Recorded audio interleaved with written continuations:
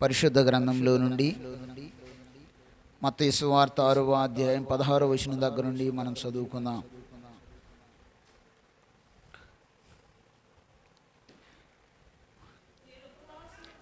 మీరు ఉపవాసము చేయనప్పుడు వేషధారుల వలె దుఃఖముఖులై ఉండకుడి, తాము ఉపవాసము చేయుచున్నట్టు మనుషులకు కనబడవలనని వారు తమ ముఖములను వికారము చేసుకొందురు.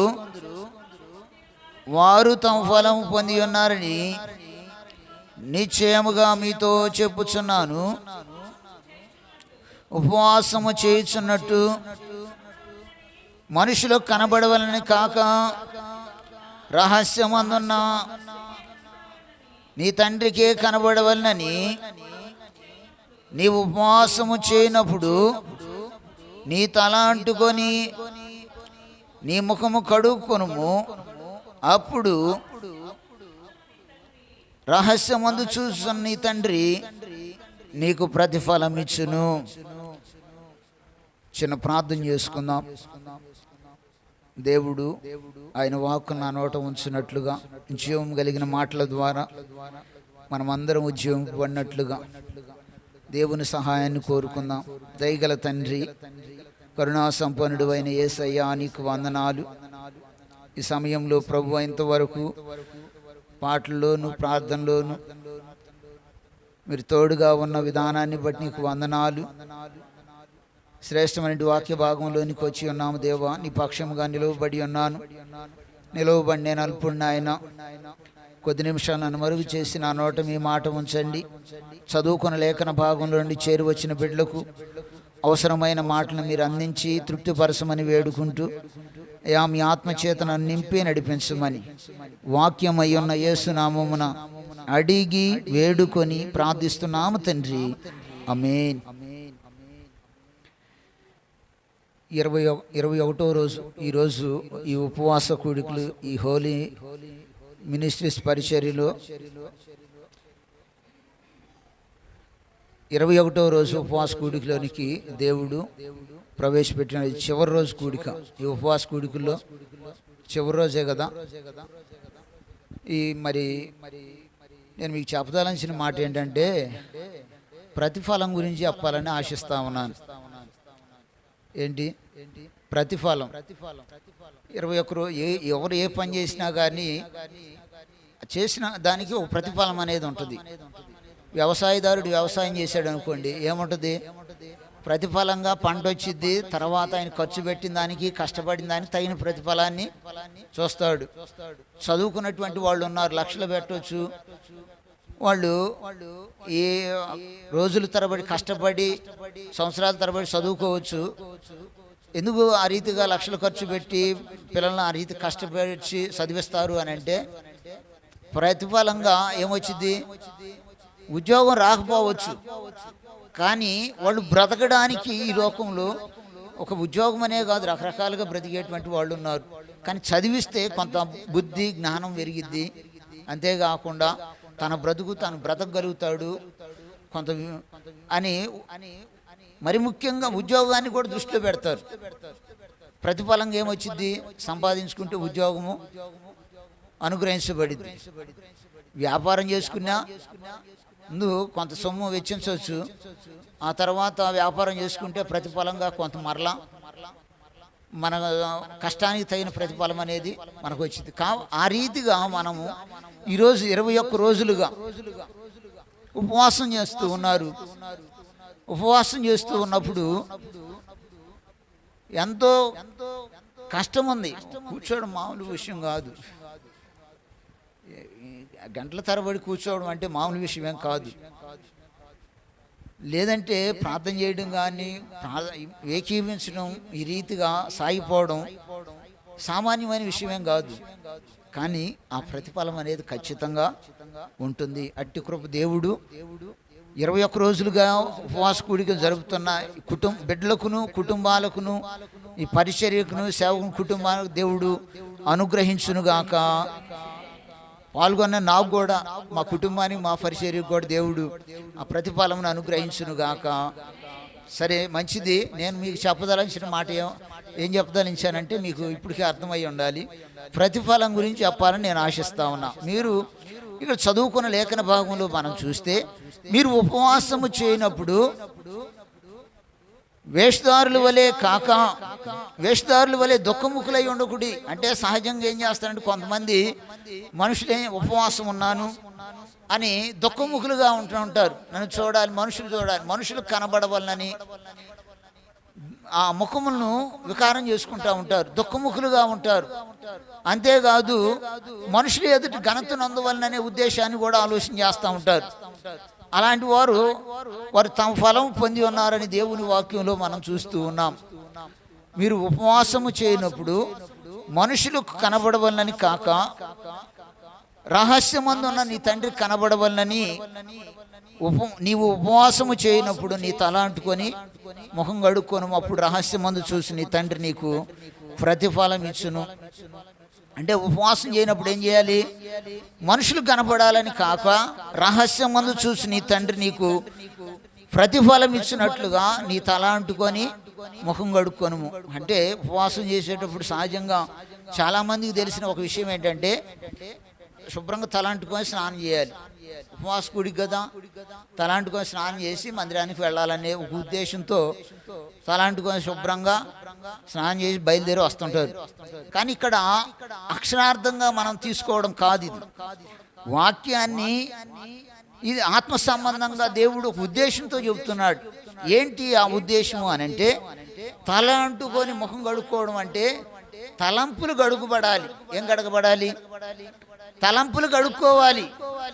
తల ఇది పోతే ఏం పోయిద్దంటే శుభ్రంగా తల అంటుకుంటే కొంచెం శుభ్రంగా ఉంటావు, ఆ తలలో ఉన్న మడ్డి పోయిద్ది, అంతకు తప్పితే ఏమి ఉండదు అక్కడ. కానీ దేవుడి ఉద్దేశం ఏంటంటే నీ తలంపులు కడగబడాలని కోరుకుంటున్నాడు. తల అంటుకోని ఉద్దేశం తలంపులు కడగబడాలి. తల అంటుకోవడం అంటే తలలో భాగంగా కన్నులున్నాయి, కన్నులు కడగబడాలి అంటే చూపులు మారాలి. అదే రీతిగా నోరు కడగబడాలి, మాట మారాలి. వినికిడి, చెవులు కడగబడాలి, వినికిడి మారాలి. కొంతమందికి ఏంటంటే ముచ్చట్లు అవి లోకంలో ఉన్న ముచ్చట్లు అంటే చాలా ఇష్టం, వినాలనిపించింది. అందుకు కాదు, అవన్నీ కడగబడాలి. అంతేకాదు చేతులు కడగబడాలి. తలాంటుకోవడం అంటే చేతులు కూడా ఉన్నాయి కదా, ఒక తలనే కాదు నిలువెల్లా సహజంగా మొత్తంగా కడగబడతాం. తల అంటుకోవడం అంటే ఇంకేమి అక్కడ గ్యాప్లు ఏమి లేవు. అంటే చేతులు కడగబడాలంటే క్రియలు మారాలి. మందిరానికి వెళ్తున్నా కానీ మనకి చేతులు ఆడుతూ ఉంటాయి అప్పుడప్పుడు. ఎవరు దాన్ని సొమ్ము కనపడితే ఎవరు అన్న ఏదన్నా ఎవరు చూడట్లేదు అన్నట్లుగా ఉంటుంది అప్పుడప్పుడు. కానీ క్రియలు మారాలి. అదే రీతిగా నడవడిక, కాళ్ళు కడుక్కోవాలి అంటే నడక మారాలి అని అర్థం. ఈ రీతిగా దేహం అంతా ఏమవ్వాలి? కడగబడాలి. ఈ తలంటుకోవడం అంటే ఇది. ఇవన్నీ మారి మనం ఉపవాసం చేస్తే ప్రతిఫలం వచ్చింది. రహస్యమందు చూసి నీ తండ్రి, ఆయన మనకు రహస్యంగా చూస్తున్నాడు. నువ్వు తలంటుకున్న ఆ విధానాన్ని రహస్యంగా చూసి ఆయన నీకు ప్రతిఫలం ఇస్తాడు. నీకు ప్రతిఫలం ఇచ్చే దేవుడు. నిజంగా మనుషులైనటువంటి వారు ఏ పని చేసినా ప్రతిఫలం ఉంటుంది. మనం ఉపవాసం ఉన్నప్పుడు మనం చేసేటువంటి పనికి కూడా ప్రతిఫలం ఉంది. ఉపవాసం ఉండి ప్రార్థన చేస్తూ ఉన్నామంటే దేవుడు మనకు కూడా ప్రతిఫలాన్ని అనుగ్రహిస్తాడు. ఈ విధమైనటువంటి ఉపవాసాన్ని దేవుడు కోరుకుంటా ఉన్నాడు. ఉపవాసం అంటే ఏ ఉపవాసం? తల అంటుకొని ముఖం కడుక్కుంటే ఆయన చూడాలన్న ఉద్దేశంతో. అంటే ఇవన్నీ మారిపోవడం అని అర్థం. తలంపులు మారడం, చూపులు మారడం, వినికిడి మారడం, మాట మారడం, క్రియలు మారడం, నడవడిక మారడం, మన పరిస్థితులన్నీ మారిపోయి ఉపవాసం చేస్తే ఆ ఉపవాసానికి ఖచ్చితంగా తగిన ప్రతిఫలం అనేది ఉంటుంది. కాబట్టి ప్రియ సహోదరి సహోదరులారా, గమనించుకొని మనం చేయవలసినటువంటి ఒక పని ఏంటంటే, ఉపవాసం చేయనప్పుడు ఈ రీతిగా ఇవన్నీ మార్చుకొని ఉపవాసం చేస్తే మనకు దేవుడు ప్రతిఫలం ఇస్తాడు. నీ 21 రోజులుగా నువ్వు చేసినటువంటి ఉపవాసానికి దేవుడు తప్పకుండా ప్రతిఫలం ఇస్తాడు. అదే రీతిగా మరో మాటను మనం చూస్తే ఈ 6వ అధ్యాయంలోనే 5వ వచనం దగ్గర నుండి మనం చూస్తే మరొక మాట కనపడతాము, చదవండి.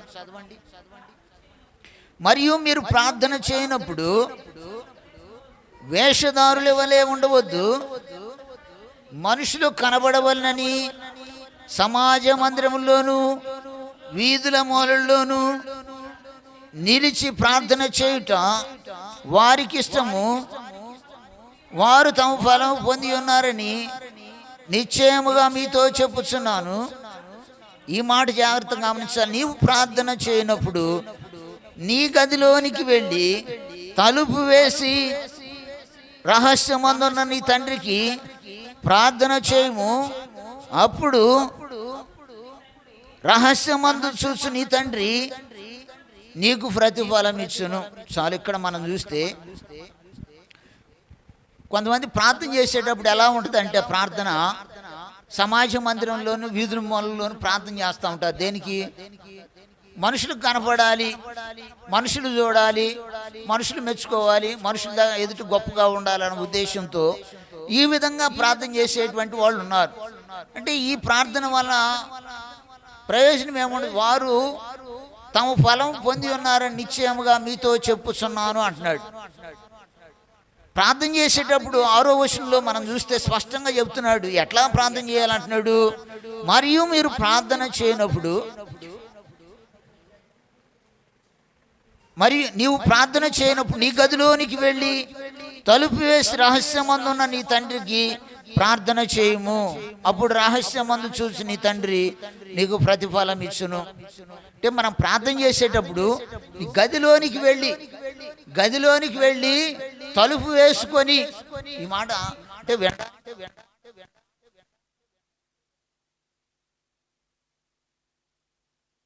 ప్రార్థన చేస్తే రహస్యమందు చూసి నీ తండ్రి నీకు ప్రతిఫలం ఇచ్చును.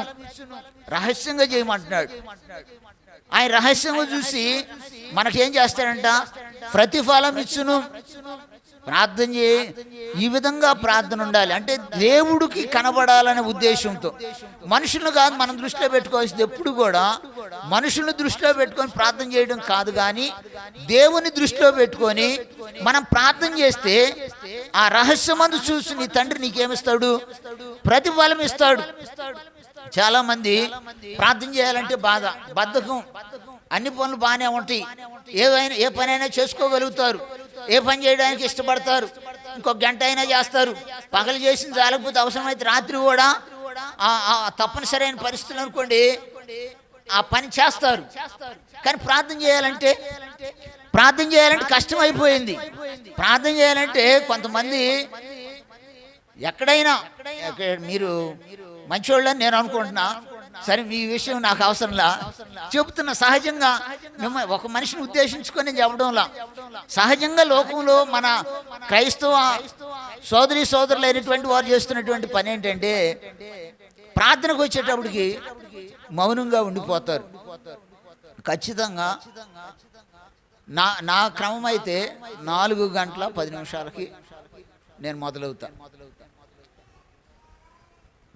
ఆ తర్వాత 6 దాటిన తర్వాత నేను మందిరం నుంచి బయటికి రావడం జరిగిద్ది. అంటే ఎందుకు చెబుతున్నానంటే, మీరు కూడా ఉద్యమం పడాలన్న ఉద్దేశమే, వేరే ఉద్దేశం ఏం లేదు. ఇదే గొప్ప కోసం చెప్పడం కాదు. కానీ ఇక అది ఈ రోజు ఆ రోజు అని కాదు.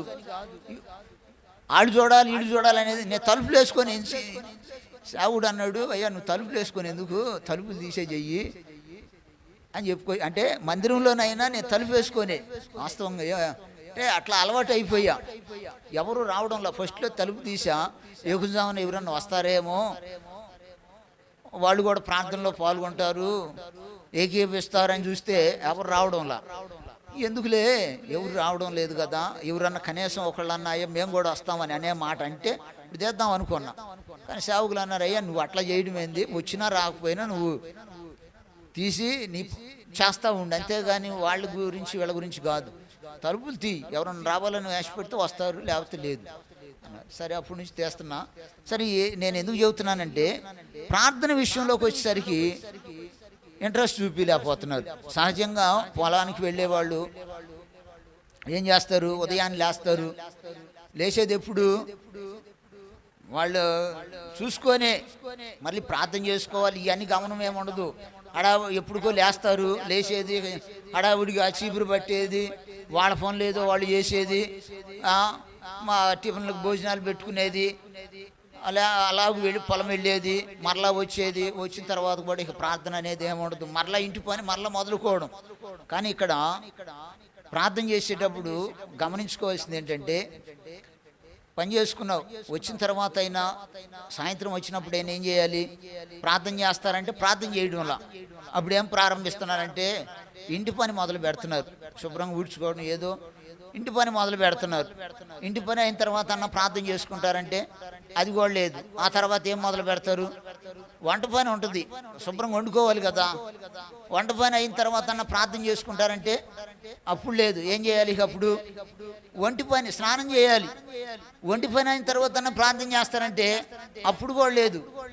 పంటి పని, వండుకున్న తినాలిగా, శుభ్రంగా తినాలి, ఆరోగ్యంగా ఉండాలని తినాలి. ఆ తర్వాత అన్న పంటి పని అయిన తర్వాత అన్న ప్రార్థన చేసుకుంటారంటే అప్పుడు కూడా లేదు. కంటి పని, నిద్రపోవాలి, శుభ్రంగా తిన్నాం కదా, నిద్ర వచ్చిద్ది. ఇట్లాంటివి పరిస్థితి అయిపోతుంది. కానీ ఇక్కడ మనము ఒక ప్రతిఫలాన్ని మనం చూడాలి అని అంటే, నువ్వు ప్రార్థన చేయనప్పుడు నీ గదిలోనికి వెళ్ళి రహస్యమందు చూస్తూ నీ తండ్రి కనబడవలనని, ఏదో మనుషులకు కనబడాలని కాదు, ఆయన కనబడాలనే ఉద్దేశం తలుపు వేసి ప్రార్థన చేసుకుంటే రహస్యమందు చూసి నీ తండ్రి నీకు ప్రతిఫలం ఇచ్చును. ప్రతిఫలం ఖచ్చితంగా ఆయన ఇస్తానని చెబుతున్నాడు. ఆయన ఇస్తాడు. చేసిన పనికి మనుషులు పనికి వెళ్తే ఇస్తున్నారా లేదా డబ్బులు? ఉద్యోగానికి వెళ్ళినా జీతం వస్తుందా లేదా? ఏది చేసుకున్నా ఉంటుంది. మరి దేవుడు అన్యాయస్తుడా అంటే అన్యాయస్తుడు కాదు, ఆయన ఖచ్చితంగా ప్రతిఫలాన్ని అనుగ్రహిస్తాడు. మూడో విషయంగా మనం అక్కడే చూస్తే 6వ అధ్యాయము 3వ వచనం చూస్తే 3వ వచనం దగ్గర నుండి ఒక మాట కనపడతాము, చదవండి. నీవైతే 2వ వచనం దగ్గర నుండి చదవాలి వాస్తవానికి. కావున నీవు ధర్మము చేయనప్పుడు మనుషుల వలన ఘనతనందవలనని వేషధారులు సమాజ మందిరములలోను వీధులలోను చేయులాగున నీ ముందర బూరబూదింపవద్దు, వారు తమ ఫలం పొంది ఉన్నారని నిశ్చయముగా మీతో చెప్పుచున్నాను. నీవైతే ధర్మము చేయనప్పుడు నీ ధర్మం రహస్యముగా నుండి నిమిత్తము నీ కుడి చేయి చేయనది నీ ఎడమ చేతికి తెలియకుండా వలెను. అట్లయితే రహస్యమందు చూసి నీ తండ్రి నీకు ప్రతిఫలం ఇచ్చును. ధర్మం చేసేటప్పుడు కూడా ఎలా చేయమంటున్నాడు? ధర్మం కొంతమంది ఏం చేస్తారంటే మనుషుల ఎదుట ఘనతను అందాలని చెప్పేసి మనుషుల ఎదుటే చేస్తుంటారు. మనుషులు కనబడాలని ఏం చేసేది? బోర ఊదించుకోవాలి. సమాజంలో పరిస్థితులు ఎలా ఉన్నాయంటే బోర ఊదాలి, పలానా ఆయన ఎంత ఇచ్చాడు. ఎక్కడైనా ఈ ప్రాసెస్ ఎక్కువగా ఉంది. క్రైస్తవంలో ఉంది, ఇతర వాళ్ళల్లో కూడా ఉంది. ఎందుకు ఉంది చెప్పండి? ఘనతే కాదు అంటే ఇచ్చేవాళ్ళు ఘనత కోసం. ఈ బోరు ఊదుతున్న పరిస్థితులు ఏంటంటే, ఆమె 1000 రూపాయలు ఇచ్చింది అనుకోండి, ఇంకొక ఆమె 5 ఏళ్ళు తీసుకొచ్చి ఇవ్వాలి. ఆమె 5 ఏళ్ళు ఇస్తే ఇంకొక ఆమె 10 ఏళ్ళు తీసుకొచ్చి ఇవ్వాలి. బోరు ఊదితే ఇక బయలుదేరతారు, లేకపోయినా కానీ తీసుకొచ్చి ఇస్తారు. బోరు ఊదేవాళ్ళు కావాలి. ఆ బోరు ఊదాలంటే మన వల్ల అయ్యే పని కాదు, అదే పెట్టే పని కాదు. మరి మీ పాస్టర్ గారు ఊదితే బాధ లేదు, స్తోత్రం. ఓదపోయినా 2 స్తోత్రాలు మంచిది, అది మీకే తెలియాలి. నేనేమంటున్నానండి, ఈ సమయంలో దేవుడు దగ్గర నుంచి మనం ప్రతిఫలం పొందాలంటే ఆయన చెబుతున్న మాట ఏంటంటే, నీ కుడి చేయి చేయనది నీ ఎడం చేతికి కూడా తెలియకుండా ఉండాలంటున్నాడు. కుడి చేతితో చేసే పని ఎడం చేయికి కూడా తెలియకూడదు. అప్పుడు రహస్యమందు చూసి నీ తండ్రి నీకు ప్రతిఫలం ఇచ్చును. మనము ధర్మం చేసేటప్పుడు అది కనబడకూడదు. కుడి చేతి చేసి ఈ చేతితో చేసే పని ఈ చేయికి కూడా తెలియకూడదు అంట. అంత రహస్యంగా చేస్తే రహస్యమందు చూసి నీ తండ్రి నీకు ప్రతిఫలం ఇచ్చును. ఉపవాసం చేసినా కానీ రహస్యంగా ప్రార్థన చేసినా కానీ రహస్యంగా, ధర్మం చేసినా కానీ రహస్యంగా చేసినప్పుడు రహస్యం ముందు చూసి నీ తండ్రి నీకు ప్రతిఫలం ఇచ్చును. అప్పుడు ప్రతిఫలం వచ్చింది. నువ్వు ఎంత ఇచ్చినా, నీకు కలిగిన దానిలో ఎంత ఇచ్చినా కానీ అందుకు తగిన ప్రతిఫలం ఉంటుంది. అయితే నేను ఈ సమయంలో మిమ్మల్ని ఒక మాట అడగాలనుకుంటున్నా. మీరు కానుకలు వేసేటప్పుడు కూడా చాలామంది కానుకలు వేసేటప్పుడు కూడా ఏం చేస్తుంటారు, ఎవరికి కనబడకుండా కానుకలు కనబడేటట్టు వేస్తారా, కనబడకుండా అని. కానీ మనకు పరిశుద్ధ గ్రంథంలో కనబడకుండా అయితే చిల్లర వేయచ్చు, అన్ని వేయవచ్చు. కనబడకుండా అయితే ఎవరు చూడరు కదా, చినిగిపోయిన కూడా తీసుకొచ్చి చేస్తారు కొంతమంది చేసే పని ఏంటంటే తెలియదు కదా అని. ఒక రాజుగారి కథ ఉంది. కథ అంటే ఒక రాజుగారికి మంత్రికి ఒక ఇది వచ్చింది, పోటీ వచ్చింది. ఏందంటే ఆ పోటీ, నేను రాజుని నేనేం చెప్పినా కానీ రాజ్యంలో జరిగిపోవాల్సిందే, నా మాట వినాల్సిందే అంటున్నాడు. ప్రజలు వింటారు, నేను చెప్పినట్టుగా నడుచుకుంటారు అంటున్నాడు. మంత్రి అంటున్నాడు, అయ్యా అది అయ్యే పని కాదు అంటున్నాడు. ఏంది, నేను రాజుని చెబితే నా మాట వినకపోవడమా? వినరయ్యా, కావాలంటే చూసుకో అన్నాడు. మరి ఏం చేద్దాం అన్నాడు. మంత్రి ఒక సలహా ఇచ్చాడు. అందరిని తీసుకొచ్చి ఒక తెరలా కట్టేసి ఒక డ్రమ్ పెట్టారు. ఆ డ్రమ్ కూడా కనబడకు, అంటే అందులో పోయడానికే కానీ పాలు పోసేదానికి పోయటమే కానీ కనబడవు. అక్కడేం కనబడేది ఏం లేదు, పోయటం వరకే. అందరిని పాలు తీసుకొచ్చి అక్కడ పొయ్యమను అని చెప్పాడు మంత్రి గారు. నేను చెబితే ఎందుకు చేయరు అన్నాడు. తీసుకురండి, పాలు తీసుకొచ్చి అట్లా ఆ డ్రమ్లో పోయండి అని చెప్పాడు. ఇక అందరూ ఇళ్ళ దగ్గర నుంచి బయలుదేరారు, శుభ్రంగా పోసారు. తీసి చూస్తే ఏమన్నాయి, నీళ్లు ఉన్నాయా? రాజుగారు చెబితే నీళ్లు పోసారండి. నీళ్ళే ఉంటాయి. ఎందుకు ఉంటాయి చెప్పండి? ఎవరు చూడడంలా, నేను ఒక్కడనే కదా, నేను నీళ్ళు పోతే ఏమైంది, కలిగిపోతే నేను ఒక్కడనే కదా, నీళ్ళు పోతే అయిపోయింది, నేను ఒక్కడనే కదా అంటే అంతా నీళ్ళే ఉన్నాయి కానీ పాలు. అట్లానే ఉంటుంది కానుకలు కూడా.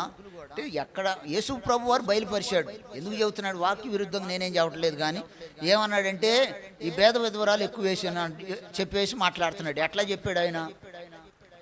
కనబడితేనే కదా, అందరికంటే ఎక్కువ వేసాను అంటున్నాడు. అంటే కానుక వేసేటప్పుడు రహస్యంగా వేయాల్సినంత పనేమీ లేదు. అది వాస్తవంగా చూపిస్తానని వేయచ్చు. ఎందుకంటే దేవునికి ఇచ్చేది. నీకు ధైర్యం ఉంటే చూపిస్తాయని వేయచ్చు, కానీ అంత పని మనం చేయలేం. కానీ చూపిస్తాయని వేయచ్చు. సరే, ఇక్కడ మనం చూస్తే మనకు అది ఆ పాఠం మంది కాదు, కానీ సందర్భంగా చెబుతున్నా. 3 విషయాలు చెప్పా. దేవుడు తప్పకుండా నువ్వు ఉపవాసం చేసినా ప్రతిఫలం ఇస్తానంటున్నాడు, ప్రార్థన చేసినా ప్రతిఫలం వచ్చింది, ధర్మం చేసినా కానీ ప్రతిఫలం వచ్చింది. ప్రతిఫలం మాత్రం ఖచ్చితంగా వచ్చింది. న్యాయాధిపతుల గ్రంథం 1వ అధ్యాయం 7వ వచనం చూడండి. ఒక ఆయన ఏదో నాకు అదే ప్రతిఫలం వచ్చిందని చెప్పేసి మాట్లాడుతున్నాడు. న్యాయాధిపతుల గ్రంథము 1వ అధ్యాయం 7వ వచనం. అప్పుడు ఆదోని బెజకు తమ కాళ్ళు చేతులు బొటన వ్రేళ్ళు కోయబడిన 70 మంది రాజులు నా భోజనపు బల్ల క్రింద మొక్కలు ఏరుకొని చుండిరి. నేను చేసినట్లే దేవుడు నాకు ప్రతిఫలం ఇచ్చానను. అంటే ఈయన ఏం చేశాడు? ఈ ఆదోని బెజక్ అనేటువంటి ఆయన 70 మంది రాజులను పట్టుకొని కాళ్ళ బొటన వేళ్ళు చేతుల బొటన వేళ్ళు కోసేసాడు. కోసేస్తే వాళ్ళు ఏం చేస్తున్నారంటే ఈ రాజుగారి భోజనం బల్ల దగ్గర వాళ్ళు మొక్కలు ఏరుకొని తింటున్నారు. ఏరుకొని అంటే చేతుతో అంటే 2 చేతులు ఇట్టన్నా కలవాల్సిందే. ఈ బటన్ వేళ్ళే చేతికి ఒక ఆధారం అయ్యేది. ఈ 4 వేళ్ళు ఉన్నా 4 వేళ్ళు ఒక వేలు లేకపోయినా ఈ వేలుంటే పని చేస్తాయి. ఈ వేలే లేకపోతే ఏదైనా పొట్టు పట్టాలన్నా పడతామా? అది అంతవరకు కొద్ది పరిమితంగానే ఉంటుంది. ఒకవేళ ఏదైనా కొద్ది పాటితే అయితే పట్టుకోగలుగుతాం. అట్లా ఉంటుంది. ఇప్పుడు ఏళ్ళన్నీ కోసేసాడు. యెహోషువ మృతి పొందిన తర్వాత ఈ కనానీయుల మీద ఇశ్రాయేలు ప్రజలు యుద్ధానికి పొమ్మంటున్నాడు దేవుడు. ఇశ్రాయేలు ప్రజలను యుద్ధానికి పొమ్మంటే ఆ యుద్ధంలో ముందు ఎవరు పోవాలి అంటే యోధా వంశస్థులను పొమ్మంటున్నాడు. యోధా వంశస్థులు అంటున్నారు, అయ్యా షిమ్యోనీయులతో చెప్పుకుంటున్నారు, మీరు కూడా మా వంతులోకి రండి, మనం యుద్ధం చేద్దాం పోయి. మేము మీ వంతు వచ్చినప్పుడు మీ వంతులో మేము కూడా కలుస్తాము, మీరు మాకు సహాయంగా రండి అంటే సరే వెళ్ళారు, యుద్ధానికి వెళ్ళారు. వెళ్తే ఆ బెజకులో 10,000 మందిని హతం చేశారు. ఈ ఆదోని బెజక్ అనేటువంటి వాడు పారిపోతున్నాడు. అక్కడ హతం చేస్తా ఉన్నప్పుడు పారిపోతున్నాడు. ఈ రాజు పారిపోతా ఉంటే పోయి పట్టుకొని ఏం చేశారు వాళ్ళు, కాళ్ళ బటన్ వేళ్ళు చేతులు బటన్ వేళ్ళు కోసి పడేశారు. కోసి పడేసినప్పుడు అప్పుడు అంటున్నాడు, నేను చేసినట్లే యెహోవా నాకు ప్రతిఫలం ఇచ్చానని అంటున్నాడు. అంటే మనం చేసిన దానికి మనకు ప్రతిఫలం వచ్చింది. కొంతమంది చూస్తే నాకేం కాదులే, ఏదో ఒకటి చేసుకుంటా పోతున్నారు, ఏదో ఒకటి చేసుకుంటే ఇష్టం వచ్చినట్టు ఏదో ఒకటి చేసుకుంటూ పోతున్నారు, అవకాశం దొరికింది కదా ఏదో ఒకటి చేసుకుంటూ పోతున్నారు. కానీ ఆ ప్రతిఫలం మాత్రం ఖచ్చితంగా నీకు ఉంటుంది. నువ్వు మంచి చేసావా ఆ ప్రతిఫలం నీకు ఉంటుంది, కీడు చేసావా ఆ ప్రతిఫలం కూడా నీకు ఉంటుంది. నువ్వు చేసిన దానికి మాత్రం ఖచ్చితంగా ప్రతిఫలం అనేది ఉంటుంది. ఈయన చేసిన ప్రతిఫలం ఈయనకి వచ్చేసింది. ఏం చేశాడు, ఎట్లా చేశాడు అట్లానే ప్రతిఫలాన్ని పొందుకున్నటువంటి విధానాన్ని అదోని బెజకులో మనం చూస్తూ ఉన్నాం చదువుకున్న లేఖన భాగంలో. కాబట్టి మనం కూడా గ్రహించుకోవాల్సింది ఏంటంటే మనం ఏ విధానంలో ఏం చేసుకుంటా పోతున్నాం అనేది ఒకసారి ఆలోచన చేసుకోవాలి. ఇప్పుడంటే 21 రోజులు ఉపవాసం చేస్తున్నారు, ఆ ప్రతిఫలం అనేది ఖచ్చితంగా ఉండిద్ది. ఎందుకంటే దేవుడిచ్చేటువంటిది, ఆ ప్రతిఫలం ఎక్కడికి పోదు. ఆ ప్రతిఫలాన్ని ఖచ్చితంగా దేవుడు ఇస్తాడు. కానీ మనం చేసేటువంటివి ఉంటాయి, ఇతరత్రాగా మనం చేసేటువంటివి ఉంటాయి. ఉదాహరణగా ఒక మాట చెప్తా, ఎందుకో గుర్తొచ్చింది. మాది మా స్థలము వేరే వాళ్ళు లాగేసుకున్నారు, మా స్థలం లాగేసుకున్నారు. మా భాగాల్లో వచ్చేటప్పటికి మా పొలం కూడా కొంత లాగేసుకున్నారు. ఈయన కొంచెం అమాయకం, అంటే తెలియదు నాన్నకి, మరీ అమాయకుడని కాదు కానీ అసలు అమాయకం అయ్యేటప్పటికి వాళ్ళు సరి చేసి పెట్టారు. ఏది చేసినా భాగాల్లోకి వచ్చేట అటు చేసుకుంటూ వచ్చారు. ఇప్పుడు వాళ్ళు లాక్కున్నటువంటి ఆ స్థలము చూస్తే ఉండేవాళ్ళు లేరు. వీళ్ళని బయటికి నెట్టేసి ఆ స్థలాన్ని ఆక్రమించేసుకున్నారు. అంతేకాదు, మేము చిన్నప్పుడులే ఆ పరిస్థితులు వేరుగా ఉండేవి. మా ఇంటికి తాళం వేసి మమ్మల్ని కొడుతుండేవాళ్ళు. అంటే నన్ను వదిలేసేవాళ్ళే కానీ పెద్దవాళ్ళని కొట్టేవాళ్ళు, ఎట్టబడి తట్టు కొడుతుండేవాళ్ళు. గడ్డ పొరుగులు తీసుకెళ్ళి ఆ తాళాలు పగలు కొడుతుండేవాళ్ళు. ఏంటంటే మాకు ఎదురు లేదు అని చేసుకుంటూ పోయావు. ప్రతిఫలంగా నీకేమొచ్చింది అని అంటే వాళ్ళు చాలా ఆస్తి కూడగట్టుకున్నారు. ఎట్లన్నా కానీ ఎవరన్నా పనికి వచ్చారనుకోండి, నాట్లు వేయటానికి అట్లా వచ్చారు, వేయించుకున్న తర్వాత వాళ్ళ మీద ఏదో ఒక బంగారు వస్తువు పోయిందని వాళ్ళని ఏడిపించి డబ్బులు ఇవ్వకుండా వాళ్ళని ఏడిపించి పంపించే సందర్భాలు.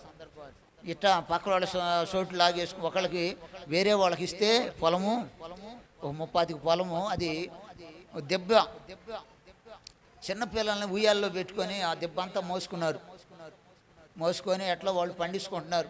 సరే ఆమె ఉంచుకునేదిలే, పండించుకుని తినేదని అంతా బాగైపోయింది, పండించుకుంటా ఉన్నారు. తర్వాత మరలా లాగేసుకున్నారు. దాంట్లో కూడా మాకు భాగం ఉంది.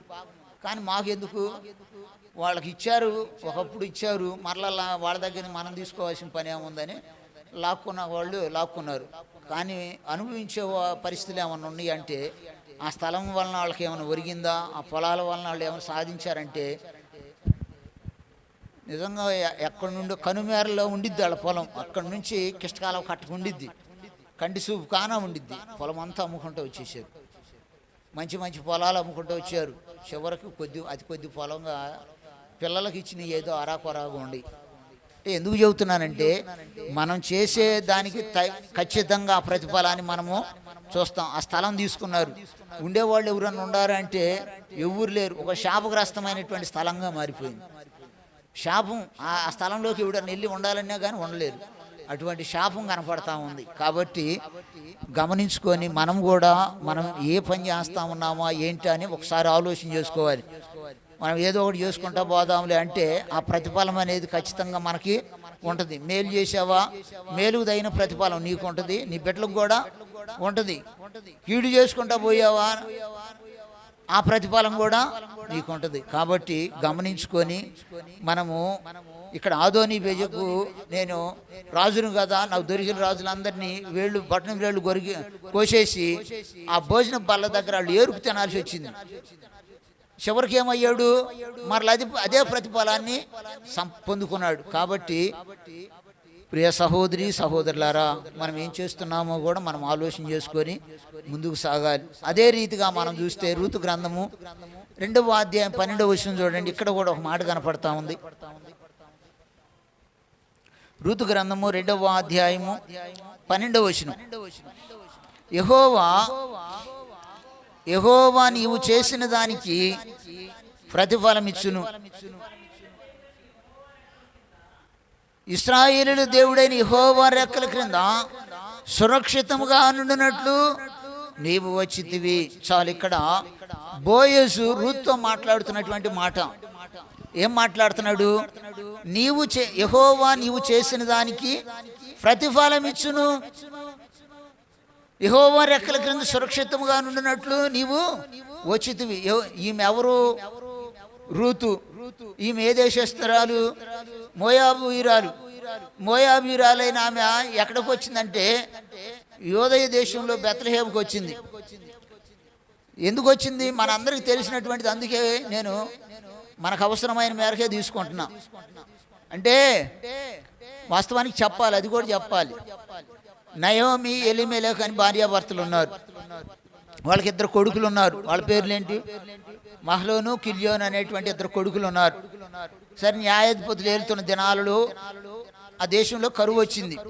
కరువు వచ్చేటప్పటికి ఏం చేశారంటే వాళ్ళు ఈ సమృద్ధి అయినటువంటి దేశాన్ని వదిలిపెట్టేసి మోయాబు దేశానికి వెళ్ళారు. ఆ మోయాబు దేశానికి వెళ్ళారు. వాళ్ళు అక్కడ ఆరాధించే దేవత పేరు కెమోషు. ఆ యొక్క మోయాబు దేశం అంటే అర్థం ఏంటంటే కసువు దెబ్బ. ఆ చెత్త చెదారంలో ఏం వేరుకుంటాడు. ఆడకపోయారు. ఆడకపోయిన తర్వాత నయోమి పెనిమిటిని కోల్పోయింది. కొడుకులకు పెళ్లి చేస్తే 10 సంవత్సరాల తర్వాత వాళ్ళు చనిపోయారు. వాళ్ళు రిక్తురాలుగా అయిపోయింది. సమృద్ధితో వెళ్ళింది అక్కడికి. ఎట్లా వెళ్ళిందంటే సమృద్ధితోనే వెళ్ళింది. చివరికి రిక్తురాలుగా మారిపోయింది. ఎలుగెత్తి ఏడుస్తూ ఉంది. ఎలుగెత్తి ముగ్గురు కూడా వాళ్ళు కూడా కోడలు కూడా కలిసి ఏడుస్తున్నారు. ఎలుగెత్తి ఏడ్చిడనే మాట ఉంటుంది.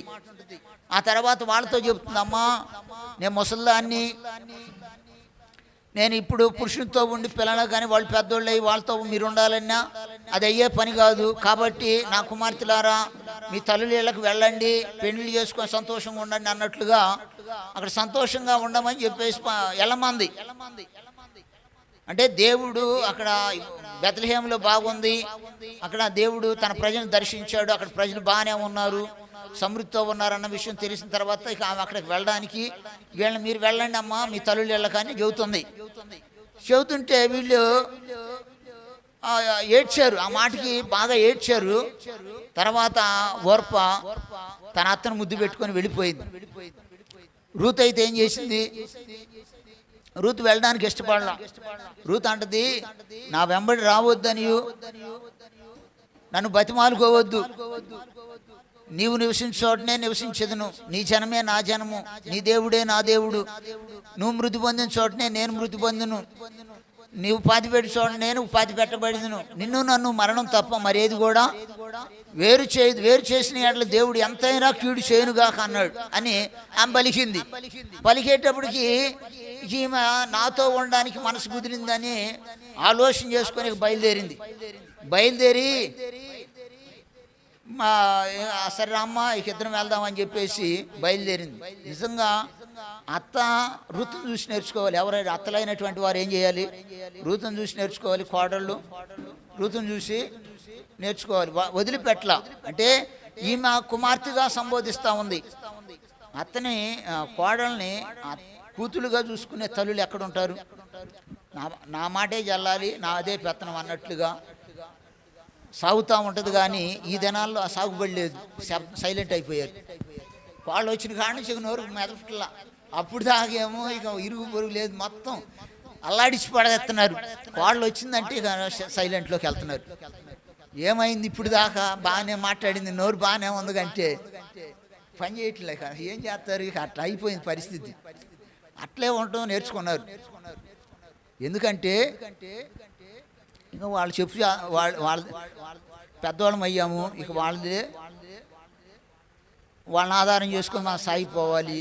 కాబట్టి మనం జాగ్రత్త, మనం ఎంతవరకు ఉంటే మంచిది. లేకపోతే ఏమైంది పరిస్థితి?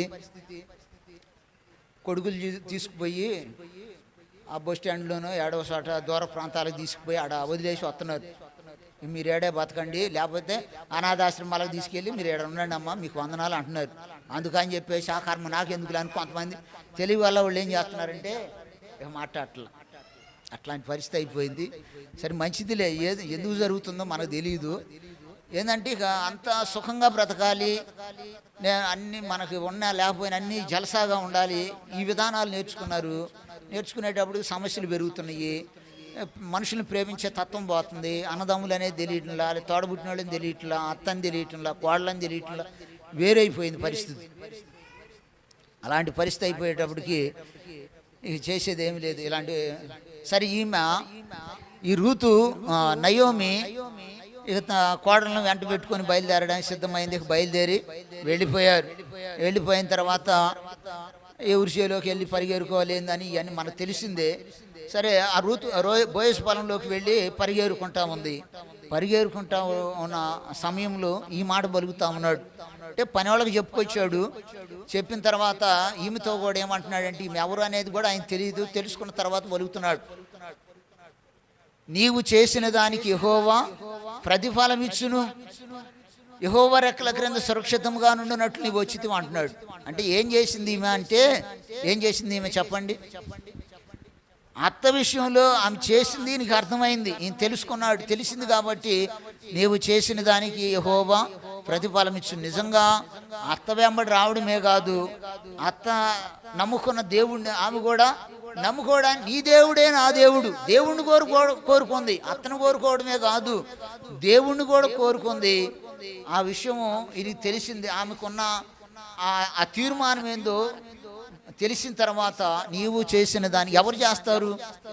చక్కగా తల్లి ఇంటికి వెళ్ళి మరలా వాళ్ళు వయసులో వాళ్ళే, 10 సంవత్సరాలంటే పెద్ద వయసు ఏం కాదు, వయసులో వాళ్ళే కాబట్టి వెళ్ళి పెళ్లి చేసుకొని సంతోషంగా ఉండొచ్చు. కానీ దానికి ఇష్టపడలా, అత్తతోనే ఉండేదానికి ఇష్టపడింది. నువ్వెక్కడుంటే అక్కడే ఉంటానని అలాగూ తీర్మానం చేసుకుని, నీ దేవుడే నా దేవుడు అని తీర్మానం చేసుకుని వచ్చింది అత్తతో పాటు. వచ్చిన తర్వాత బోయస్ ఒక మాట పలుకుతామని, నీవు చేసిన దానికి యెహోవా ప్రతిఫలం ఇచ్చును. అంటే ఆమె చేసిన దానికి తర్వాత దేవుడు ఏం చేశాడు? ప్రతిఫలం ఇచ్చినట్లుగా మనం చూస్తున్నాం. ఆమె సంతోషాన్ని కోరుకోవాలా, బాధలనే కోరుకుంది. ఏమి లేదు వాళ్ళకు కూడా, అత్తతో ఉండేదానికి ఇష్టపడింది, అతనే వెంబడించడానికి ఇష్టపడింది. ఉంటే తిందాం లేకపోతే లేదు, ఆమెతోనే కలిసి జీవించాలనుకుంది. ఇక లోక సంబంధంగా ఏం ఆశపడలా. కానీ ఆ విధంగా అత్త విషయంలో ఆమె చేసిన దానికి ఆమెకి ప్రతిఫలంగా ఏమైంది అని అంటే, ఏ పొలంలో అయితే పరిగెరుకుందో ఆ పొలంలోనే యజమానురాలు అయిపోయింది. ఏ యజమానుడైతే నీకు ప్రతిఫలం వచ్చిందని చెప్పాడు ఆయనకే భార్యగా మార్చబడిపోయింది. అంతేకాదు ఒక ఉన్నతమైన స్థానాన్ని సంపాదించుకున్నటువంటి విధానం కూడా పరిశుద్ధ గ్రంథంలో మనం చూస్తూ ఉన్నాం. ప్రియ సహోదరి సహోదరులారా, గమనించుకొని ఈ సమయంలో ఆమె చేసిన దానికి, అత్త విషయంలో చేసిన దానికి ఆమెకు దేవుడు ప్రతిఫలం ఇచ్చాడు. అంతేకాదు యెహోవా రెక్కల క్రింద సురక్షితంగా ఉన్నట్లు వచ్చితం అంటున్నాడు. అప్పటి వరకు ఆమె వాళ్ళ జీవితాలకు ఏం లేదు, సురక్షితం లేదు, ఏడో బయటకు పడి ఉన్నారు, సురక్షితం లేదు. కానీ యెహోవా రెక్కల క్రింద ఏముందంట? సురక్షితం ఉందని బోయజు చెప్పాడు. ప్రతిఫలం వచ్చింది. ఆమె ఆయన రెక్కల క్రింద, యెహోవా రెక్కల క్రింద ఆమె సురక్షితంగా ఉన్నటువంటి విధానాన్ని కూడా మనము చూస్తూ ఉన్నాం. ప్రియ సహోదరి సహోదరులారా, ప్రతిఫలం అనేది ఉంటుంది, ఖచ్చితంగా ప్రతిఫలం అనేది ఉంటుంది. ఇంకొక మాట చెప్పేసి, 1-2 మాటలు చెప్పేసి నేను ముగిస్తాను. ఇప్పుడు రూతు చేసిన దానికి కూడా దేవుడు ప్రతిఫలం ఇచ్చాడు. ఆమె ఒట్టిదిగానే వచ్చింది, కానీ తర్వాత ఏమైంది? సమృద్ధితో నింపబడింది. మనం అనుకుంటాము, అయ్యా నన్ను ఆశీర్వదించు ఆశీర్వదించు ఆశీర్వదించు. నేనేం చెప్తానంటే, మన విధానాల్లో నుండే ఆశీర్వాదం రావాలి. మన విధానాల్లో నుండే ఆశీర్వాదం రావాలి. ఎట్లా ఉంటుందంటే, ఒక మాట చెబుతా. మాకు ఇంచుమించుగా 7 ఎకరాల పొలం ఉంది. ఏమనుకోకండి, 7 ఎకరాల పొలం ఉంది అంటే కోటేశ్వరుడు ఏమనుకోలేరు. ఏం లేదు, అయ్యే పనికిరాని పొలాలే చెప్తున్నా. 7 ఎకరాల పొలం ఉంది. చెల్లెళ్ళకి ఒక 3 ఎకరాలు ఇచ్చేసాంలే, 4 ఎకరాలు ఉంది. 7 ఎకరాలు, ఒకప్పుడు 7 ఎకరాలు ఉంటే 100 రూపాయలకి దేవుళ్ళు ఆడుకుంటుండే వాళ్ళమ్మ. ఆ బాధ అనిపించేది, ఇదేంది 7 ఎకరాల పొలం ఉంటుంది, 100 రూపాయలకి వీళ్ళు దేవుడు ఆడుకొని, ఆళ్ళ పోయి అడుక్కొని, వీళ్ళ పోయి అడుక్కొని, ఇదేందా అనిపించేది. అట్లా అనిపించేది. ఆ తర్వాత నేను పని చేయడానికి వచ్చినా కానీ, నేను పని చేసి డబ్బులు తీసుకొని వస్తే ఇట్టు వెళ్ళిపోయాయమ్మా. నేను అట్లా ఇంచుమించు 15 రోజులు గమనించా, 15-20 రోజులు గమనించా. ఈరోజు అన్న జేబులో నిలబడిపోతాయేమో అనుకునేవాడిని. ఈరోజన్నా ఉంటాయేమో, చేసి చాకిరి చేశాను కదా, ఉంటాయేమో అనుకునేవాడిని. ఉండేవి కాదు, అట్టానే పోయే దారిని పడి పోతా ఉండేవి. ఇదేంది ప్రభువా అనుకుంటుండేవాడిని. ఆ పరిస్థితి అట్లానే ఉంది. వాళ్ళు కూడా దేనికి దేవులు అడుకుంటున్నారంటే, వాళ్ళు ఎంత చాకిరి చేసినా, ఎంత పొలం ఉన్నా ప్రయోజనం లేని పరిస్థితి అయిపోయింది. ఎప్పుడైతే యేసు ప్రభువుని అంగీకరించడం జరిగిందో, అప్పటి నుండే దేవుడు మా స్థితిని మార్చాడు. అప్పటి నుండే మారిపోయింది. అప్పటి వరకు దేవుడు ఆడుకోవడమే. ఇల్లు కూడా సరిగ్గా లేదు. ఇల్లు కూడా మీరు ఇప్పుడు ఇల్లు చూసారేమో కానీ, అంతకుముందు ఇల్లు కూడా లేదమ్మా. మోకాళ్ళ లోతు వచ్చాయి నీళ్లు. మంచాల మీద కింద ఉన్నాయి, మంచాల మీద పెట్టుకోవాలి, వండుకోవటానికి ఉండదు. చాలా ఇబ్బంది పడే పరిస్థితి. అక్కడ నుండి యేసు ప్రభు నమ్ముకున్న తర్వాత దేవుడు అన్నీ మార్చుకుంటూ వచ్చేసాడు. యేసు ప్రభు నమ్ముకోవడమే జరిగింది. నమ్ముకోవడంతో ఇక ఇది మనకు కుదిరే పని కాదు అనుకొని ప్రక్కకు వచ్చి వేరే చోట 13-15 సెంట్లు దాకా ఉంది స్థలం, 15-16 సెంట్లు దాకా ఇప్పుడున్న ఇల్లు. ఆడకొచ్చాం, చిన్న పూరిళ్ళు వేసుకున్నాం, చుట్టిల్లుగా ఓ పూరిళ్ళు వేసుకున్నాం. ఆ నీళ్ళల్లో ఉండలేక డిసెంబర్ నెలలోనే అట్లానే వచ్చేసిన తర్వాత ఇల్లు వేసుకున్నాము. ఇల్లు వేసుకున్న తర్వాత ఆ ఇల్లు ఉండడానికి ఇబ్బంది అయిపోయింది. 4 సంవత్సరాలు అయితే ఉండగలిగాం. ఆ స్థలంలోకి మట్టి ఎంత తోలిచ్చి ఉంటామంటే, సుమారు 6 అడుగుల వ్యక్తి 2 సార్లు నిలబడితే అట్టుంటాడు, అంత ఎత్తు తోలిచ్చి ఉంటాం. ఎన్ని టాటర్లు తోలిచ్చి ఉంటాం. నేను తోలిచ్చిన, ఇప్పుడు ఈ మధ్య కాలంలో తోలిచ్చినయే లెక్క వేసుకుంటే చాలా ఉన్నాయి. అంత మట్టి పట్టింది. అది చాలా ఖర్చు పెట్టాం. మట్టి తోలడానికి కూడా చాలా ఖర్చు పెట్టాం. సరే ఆ పూరీలు వేసుకున్నాం. అది కాదు అనుకొని మళ్ళీ అది కూడా తీసాం, మళ్ళీ మట్టి తోలిచ్చాం, మళ్ళీ కొద్దిగా అట్ట అనగనిచ్చి మళ్ళీ రేకులు వేసుకున్నాం. రేకులు వేసేసాం.